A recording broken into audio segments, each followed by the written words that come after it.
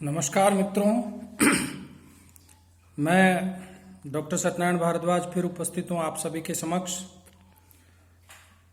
इससे पूर्व का जो लेक्चर मेरा था वो 10 रूपकम में जो रूपक हैं उसमें से सबसे प्रथम रूपक है नाटक। उसके विषय में मैंने चर्चा की, उसकी विशेषताओं के विषय में, उसके लक्षण के विषय में मैंने चर्चा की। अब जो लेक्चर है उस लेक्चर में रूपक के जो अन्य भेद हैं, बाकी जो 9 उसके भेद हैं उसके विषय में हम चर्चा करेंगे। तो नाटक के बाद का जो दूसरा उसका भेद है रूपक का, वो है प्रकरण। प्रकरण जो है ये भी नाटक के जैसा ही होता है, वो रंगमंच पे इनको सबको प्रदर्शित किया जाता है, लेकिन कुछ जैसा कि मैंने कहा था कि वस्तु, नेता और रस, यानी कथा वस्तु, नायक और रस, इनके आधार पे ही इन रूपकों का भेद हुआ है। तो नाटक में ये सारी चीजें होती हैं, तीनों चीजें व्याप्त होती है, बाकी के अंगों में कुछ कुछ चीजों का वहां लोप हो जाता है, इसलिए उनका भेद माना जाता है।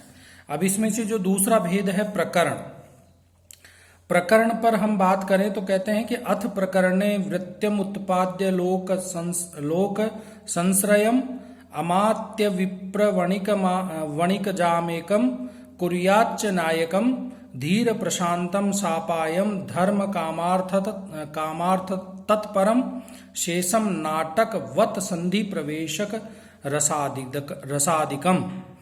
ये प्रकरण के लक्षण बताए गए। तो जो थोड़ा सा नाटक से भिन्न था वो अलग बताया और कहा कि जो बाकी जो है शेष जो लक्षण है वो नाटक के समान ही होते हैं।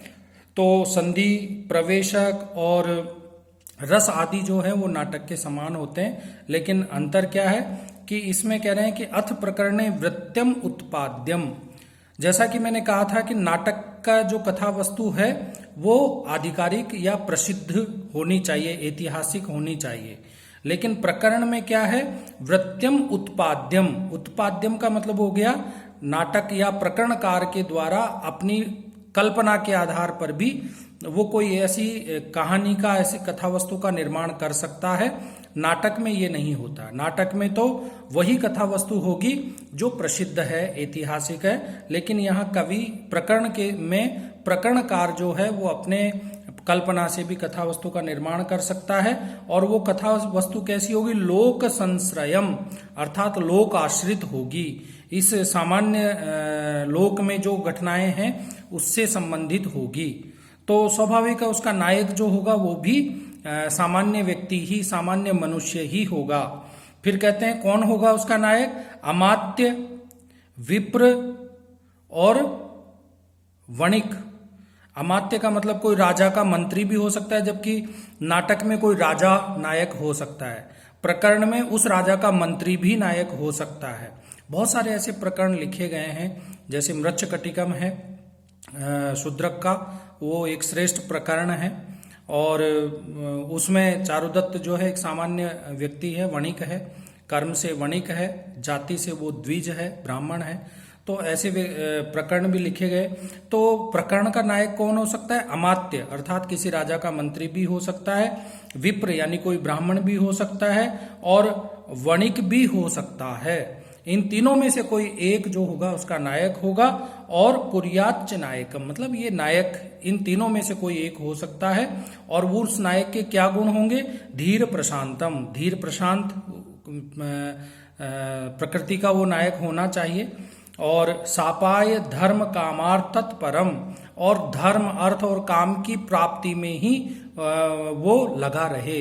कहने का मतलब अमंगल को निवारण करके और सदकर्म में वो लगा रहे, इस तरह की चीज उसमें होनी चाहिए। कठिनाइयों से जो परिपूर्ण उसका व्यक्तित्व होता है, और वह जो है वो त्रिवर्ग की प्राप्ति में व्यापृत होता है। त्रिवर्ग जैसा मैंने अभी कहा, धर्म, अर्थ और काम, इनमें वो लगा रहता है। और बाकी जो संधि, प्रवेशक, रस और ये जो चीजें हैं ये नाटक के समान ही होती है। तो प्रकरण में केवल 2 या 3 चीजें अलग हैं। एक तो कथा वस्तु जो है वो कवि कल्पित होती है, और लोक संश्रय यानी लोकाश्रित होती है। उसका नायक जो अमात्य यानी कोई मंत्री हो सकता है, या कोई वणिक हो सकता है, या कोई ब्राह्मण हो सकता है, और वो धीर प्रशांत गुण वाला होता है, और हमेशा उसका जो जीवन है ना वो कठिनाइयों से ही घिरा रहता है। तो इस तरह ये प्रकरण का लक्षण है। उसके बाद में भाण, ये भी एक रूपक का भेद है। इसमें कहते हैं भाणस्तु धूर्त चरित स्वानुभूतम परेण वा, और परेण वा यत्रोपवर्ण वर्णयेदेको निपुणः पंडितो विटः संबोधनोक्ति प्रत्युक्ति कुर्याद का संभाषितै सूचयेद वीर श्रृंगारो शौर्य सौभाग्य संस्थवः भूयसा भारती वृत्तिरेकांके वस्तु कल्पितम मुख निर्वहणे सांगे लास्यंगानि दशापि च। अर्थात ये सारे जो लक्षण है वो भाण में होने चाहिए। क्या क्या? कि भाण जो है वो धूर्त चरित की वर्णना है। धूर्त चरित यानी ऐसा कोई चरित इसमें होगा, पात्र होगा जो धूर्त टाइप का व्यक्ति होता है। और कहते हैं चाहे वह स्वयं नायक के द्वारा अनुभूत हो या अन्य किसी के द्वारा वो अनुभूत हो सकता है। निपुण विद्वान विट नायक रूप में धूर्त चरित का रहस्योद्घाटन करता है, और विट जो है वो भाषण में संबोधन, उक्ति और प्रत्युक्ति का आकाश भाषित विधि से प्रस्तुत करते हैं। शौर्य और नायक के सौभाग्य के परिचय से वीर और श्रृंगार रसों की इसमें सूचना दी जाती है, और भारतीय वृत्ति की अतिशयता होती है। इसमें एक ही अंक में सारी कथा आ जाती है। मुख और निर्वहन संधियां होती है, और 10 लास्यांग जो हैं वो इसमें समाविष्ट होते हैं। तो ये सारी विषय वस्तु इसमें क्या हुआ कि कथा जो नायक है वो कोई विट आदि हो सकता है, और वो विट जो है वो नायक के रूप में धूर्त चरित को बताता है, और इसकी जो कथा वस्तु है वो भी पूर्ण रूप से जो है वो कल्पित होती है, और इसमें भारतीय वृत्ति का सबसे ज्यादा इसमें प्रयोग होता है, और वीर और श्रृंगार रसों की भी इसमें सूचना दी जाती है। तो ये थोड़ा सा इसमें नायक जो है वो और ज्यादा इससे जो प्रकरण था उससे भी थोड़ा नीचे निम्न कोटि का होता है।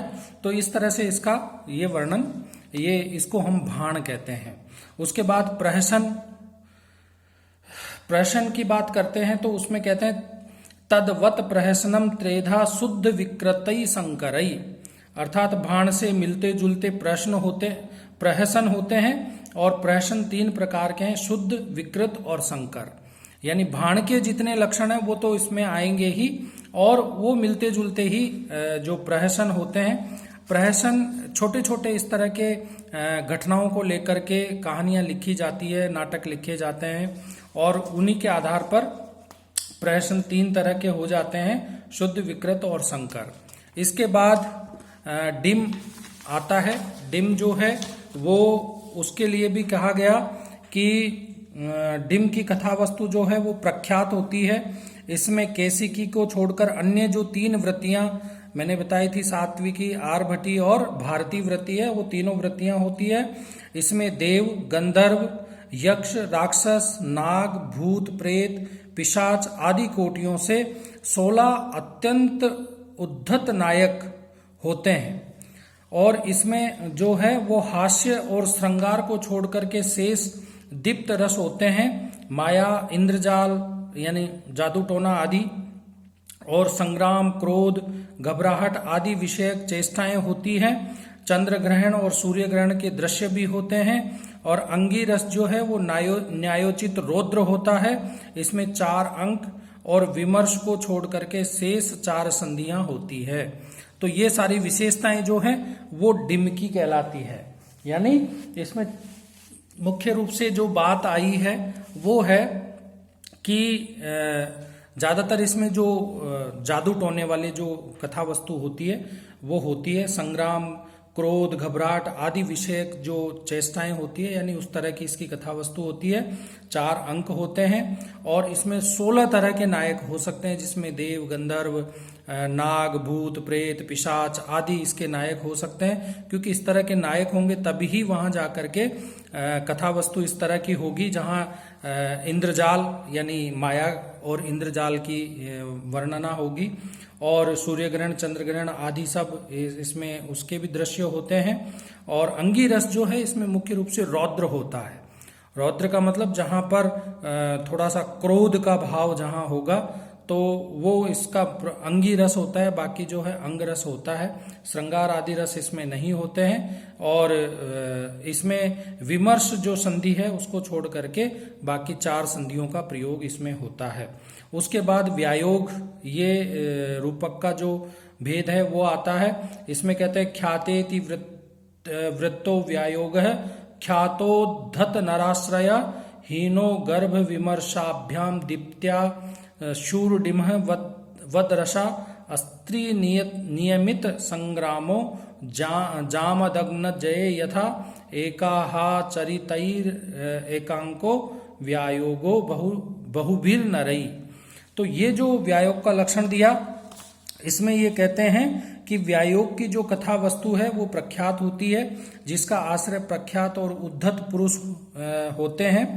इसमें गर्भ और विमर्श संधियां नहीं होती है, बाकी 3 संधियां इसमें होती हैं।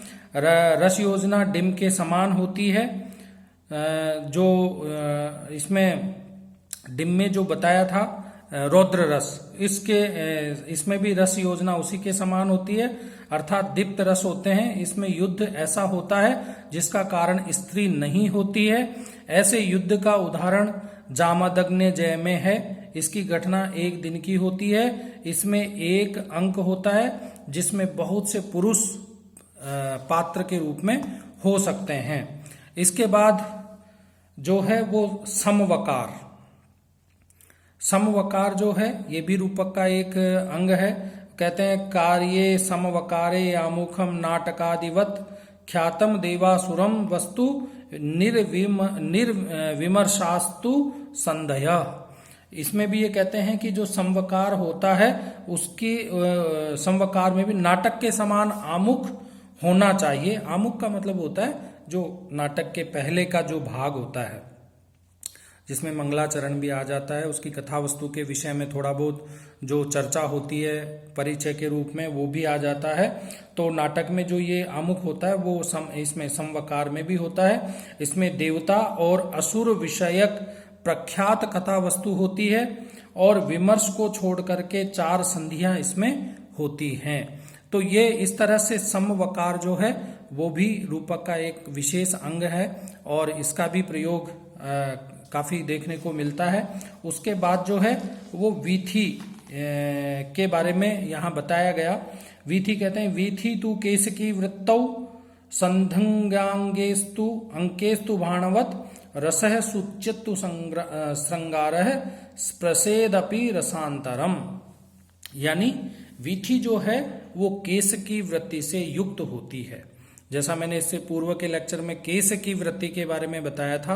केस की वृत्ति जो होती है वो श्रृंगार विषयक जहां पर दृश्य होते हैं, श्रृंगार विषयक जहां वर्णन होता है वहां केस की वृत्ति का प्रयोग होता है। और केस की वृत्ति जो है वो महिला पात्रों से प्रधान होती है। प्रधान जो उसमें होते हैं वो महिला पात्र होती है, और उसका प्रयोग वीथी में अत्यधिक होता है। तो वीथी में केस की वृत्ति होती है। इसमें संधि और अंक जो है वो भाण के समान होते हैं। इसमें श्रृंगार रस जो है वो सूच्य होता है, अर्थात श्रृंगार रस सूचना का उसमें मतलब अंगी के रूप में होता है। बाकी जो रस है वो अंग के रूप में होते हैं, सहायक रस के रूप में होते हैं। तो वीथी जो है वो भी जो इसमें मुख्य रूप से कहते हैं कि भाण के समान होता है, लेकिन इसमें ये कुछ जो अंतर है कि इसमें केस की वृत्ति का प्रयोग अत्यधिक होता है। क्योंकि लास्ट में इन्होंने कह दिया कि श्रृंगार रस जो है उसकी इसमें अधिकता होती है। तो मैंने कहा जहां श्रृंगार रस की अधिकता होगी वहां केस की वृत्ति स्वतः ही होगी। तो ये केस की वृत्ति से युक्त होता है। उसके बाद जो अगला है रूपक का भेद अंग जिसको कहें तो वो है अंक। अंक जो है वो भी रूपक साहित्य की एक विधा है, और इसमें जो विशेष बात कह रहे हैं वो कहते हैं, इसका जो लक्षण बताते हुए धनंजय कहते हैं उत्सृष्टिकांगे प्रख्यातम वृत्तम बुद्धया प्रपंचयेत रसस्तु करुणः स्थायी नेतारः प्राकृता नरः भाणवत् संधि वृत्यंगैर्युक्तः स्त्री परिदेवतै देवितै वाचा युद्धम विधातव्यम तथा जय पराजयो। ये जो लक्षण इसमें धनंजय ने बताए वो कहते हैं कि उत्सृष्टिकांग में कथा वस्तु प्रख्यात होती है, यानी जो इसकी कथा वस्तु होती है वो प्रख्यात यानी ऐतिहासिक होती है और कल्पना के द्वारा उसका विस्तार किया जाता है, यानी आधिकारिक जो कथा वस्तु होगी वो प्रख्यात होगी, लेकिन कल्पना के द्वारा उसमें अवान्तर कथाओं को जोड़ करके यानी प्रासंगिक कथाओं को जोड़ करके उसका विस्तार किया जाता है। तो कहने का मतलब इसमें आधिकारिक कथा वस्तु जो है वो ऐतिहासिक होती है और अवान्तर जो कथाएं प्रासंगिक कथाएं होती है वो कविकल्पित होती है। तो कथा वस्तु है दोनों तरह की हो गई कि कविकल्पित भी है और उसमें ऐतिहासिकता के आधार पर आधिकारिक कथा वस्तु भी है। तो कहते हैं करुण रस इसमें अंगी होता है, अंग रस प्रधान रस जो है वो करुण रस होता है और उसमें कथा वस्तु कथा पुरुष जो है या नायक जो है वो प्राकृत होता है। प्राकृत का मतलब हो गया जिसको कहें असंस्कृत, असंस्कृत का मतलब ग्रामीण, ग्रामीण जो परिवेश का व्यक्ति होता है वो इसका नायक होता है। और संधि वृत्ति और अंक जो है वो भाण के समान ही इसमें होते हैं। स्त्रियों का रोना धोना सविशेष होता है और वाक युद्ध होता है और उसी में कोई हारता है और कोई उसमें जीतता है। तो इस तरह की जो घटना वाली जो कथा वस्तु होती है वो अंक में होती है। इसके बाद जो अंतिम इसका रूपक का जो भेद है वो यह मृग, यह मृग में ये कह रहे हैं कि मिश्रमिहा मृगे वृत्तम चतुरंक स्त्री संधिम नर दिव्याव नियमान नायक प्रतिनायकौ ख्यातौ धीरोद्धातवन्तौ वंत्यो विपर्याद युक्त कृत। अर्थात कहते हैं मिश्र कोटि की 4 अंकों की और 3 संधियों की यह मृग की कथा वस्तु होती है।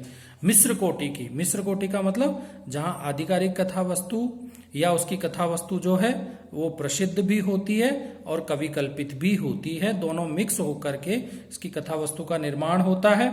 4 अंक वाला ये होता है और इसमें 3 संधियां, 5 संधियों में से 3 संधियां इसमें होती है और इसके आधार पर इसमें कहते हैं कि इसमें नायक और प्रतिनायक वैकल्पिक रूप से प्रख्यात और धीरोदात्त होते हैं। वैकल्पिक रूप से यानी हो भी सकते हैं प्रख्यात और नहीं भी हो सकते हैं, यानी ऐतिहासिक पुरुष हो भी सकते हैं नहीं भी हो सकते हैं, नायक और प्रतिनायक दोनों ही। तो वो वैकल्पिक रूप से होते हैं, यानी किसी यह मृग में हो भी सकते हैं कि वो ऐतिहासिक पुरुष हों, किसी यह मृग में या कोई किसी के द्वारा रचित यह मृग है उसमें वो हो सकता है कि प्रख्यात कोटि के या प्रसिद्ध कोटि के या ऐतिहासिक पुरुषों को वो नायक या प्रतिनायक के रूप में नहीं ले। तो ये कोई आवश्यक नहीं है, दोनों में से कोई भी हो सकता है। और कहते हैं कि और धीरोदात्त होते ही हैं। प्रतिनायक जो है वो दुर्भाग्यवशात अयोग्य काम कर बैठता है। वैसे तो प्रतिनायक का मतलब भी यही होता है कि वो नायक के जो उद्देश्य है उसके मार्ग में अवरोध उत्पन्न करता है। तो यही बात इसमें कह रहे हैं कि प्रतिनायक जो है वो नायक के चरित्र के उद्घाटन में या उसके उद्देश्य को प्राप्ति में वो कई जगह अवरोध उत्पन्न करता है। तो यह मृग में भी ये सारे गुण होते हैं, ये सारी विशेषताएं होती है। तो मित्रों, इस तरह से ये रूपक के बाकी 9 भेदों के बारे में हमने चर्चा की। प्रकरण, भाण, व्यायोग, डिम, संवकार, डिम, ईहा, मृग और अंक, ये सारे जो 9 भाग हैं वो, लेकिन जो इसमें नाटक है, नाटक में रूपक के सारे लक्षण प्राप्त होते हैं। बाकी जितने 9 अंक हैं या 9 अंग जो हैं उसमें कुछ लक्षण नाटक से लिए जाते हैं, कुछ उनमें थोड़ा बहुत उनका अंतर होता है। तो इन अंतरों को लेकर के ये सारे जो रूपक हैं इनके ये भेद बनते हैं और उन भेद का आधार, जैसा मैंने कहा, वस्तु, नेता और रस, ये 3 भेदों के आधार पर ही ये रूपक के 10 भेद होते हैं। और हमने इन लक्षणों में देखा भी कि कहीं कौन सा रस होता है, कहीं दूसरा कोई रस होता है, कहीं नायक जो होता है वो उत्कृष्ट कोटि का होगा, ऐतिहासिक होगा, कहीं काल्पनिक होगा, कहीं दिव्य होगा, कहीं मनुष्य होगा। तो ये नायक के आधार पर भी इनके भेद हुए और कथा वस्तु के आधार पर भी इसके भेद हुए। और रस में भी कहीं पर अंग प्रधान रस के रूप में वीर होगा, कहीं श्रृंगार होगा, जैसा नाटक में वीर या श्रृंगार में से एक हो सकता है। लेकिन बाकी जो अंग है, बाकी जो भेद है रूपक के, उसमें कई जगह रौद्र रस का भी प्रयोग बता रहे हैं, कई जगह करुण रस भी प्रदान होता है और बाकी रस भी अंग रूप में होते हैं। तो इस तरह से ये रूपक के 10 भेदों पर हमने इस लेक्चर में 9 भेदों पर की। और इससे पूर्व का जो लेक्चर था, क्योंकि नाटक को मैंने एक सेपरेट लेक्चर में इसलिए लिया था क्योंकि नाटक जो है वो प्रमुख रूपक का भेद था और उसके लक्षण अधिक थे, इसलिए मैंने उसको सेपरेट किया और बाकी 9 अंगों को, रूपक के अंगों को मैंने इस लेक्चर में समाहित किया। आशा करता हूं आपको जरूर इससे लाभ होगा। आप सभी का धन्यवाद, बहुत बहुत धन्यवाद।